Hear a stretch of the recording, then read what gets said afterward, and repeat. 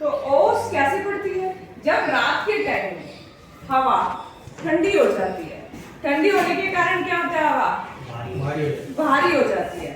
भारी होने के कारण वो धरातल की तरफ नीचे उतरती है।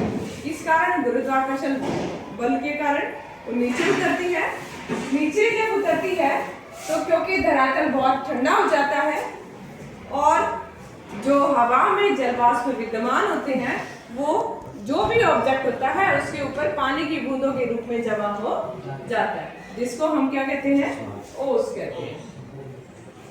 पेड़ पौधों पे, घास पे जो भी चीज रखी होती है उसके ऊपर पानी की बूंदों के रूप में जो हवा में नमी होती है वो पानी की बूंदों के रूप में जमा हो जाती है। इस कारण तापमान में कमी के कारण जब सर्दी के मौसम में तापमान कम हो जाता है और औशांक बिंदु वो पॉइंट जब जो हवा में जल वाष्प विद्यमान होते हैं वो पानी की बूंदों के रूप में परिवर्तित हो जाते हैं, उसको हम औशांक बिंदु कहते हैं।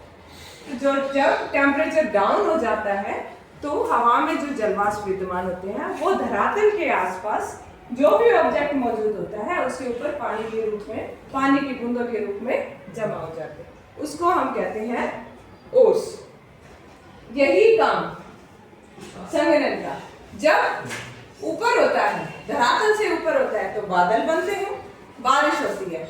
ये काम धरातल के बिल्कुल पास होता है, धरातल के ऊपर होता है, इसको हम ओस कहते हैं। ये कम मात्रा में होता है, बारिश जब होती है तब संघनन ज्यादा मात्रा में होता है। ये भी एक तरह का क्या है? संघनन है, क्योंकि जो जलवाष्प है वो भी किसमें परिवर्तित हो रहे हैं? पानी में परिवर्तित हो रहे हैं, तो ये भी संघनन है। ये कहाँ होता है? ये धरातल के ऊपर होता है और जो बादलों का निर्माण होता है वो धरातल से ऊपर होता है। अब है तुषार। तुषार क्या होता है? जिसको हम लोकल लैंग्वेज में पाला भी कहते हैं। पाला जब ओस जो है गिर रही है, औशांक से नीचे चला जाए, यानी टेम्परेचर जो है 0 डिग्री से नीचे चला जाए। 0 डिग्री पे क्या होता है? बर्फ जम जाती है।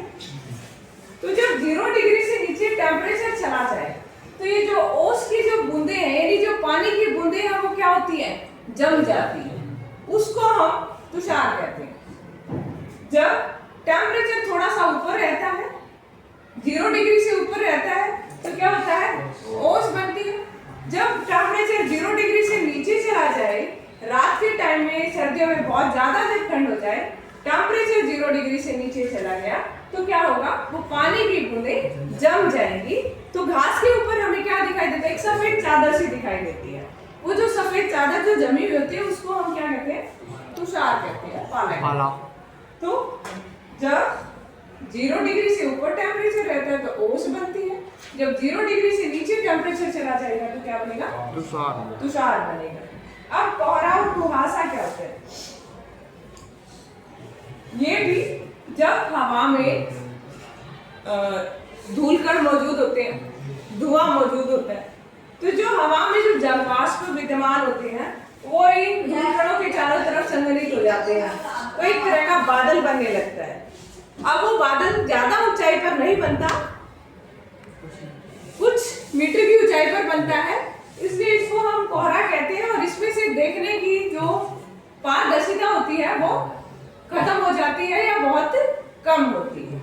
तो कोहरा धरातल से कुछ मीटर की ऊंचाई पर बनता है, जहां पर क्या होगा? जो जलवाष्प है वो धूल कणों के चारों तरफ संघनित हो जाते हैं और एक बादल का निर्माण कर लेते हैं। तो उसको हम क्या कहेंगे? कोहरा। कुहासा और कोहरा में क्या अंतर होता है? कोहरा मैदानी एरिया में कहीं पर भी बन सकता है, कुहासा मोस्टली कहाँ बनता है? पहाड़ी एरिया में बनता है। इसमें नमी कम होती है, कुहासा में नमी ज्यादा पाई जाती है। ये थोड़ा ज्यादा डेंस होता है।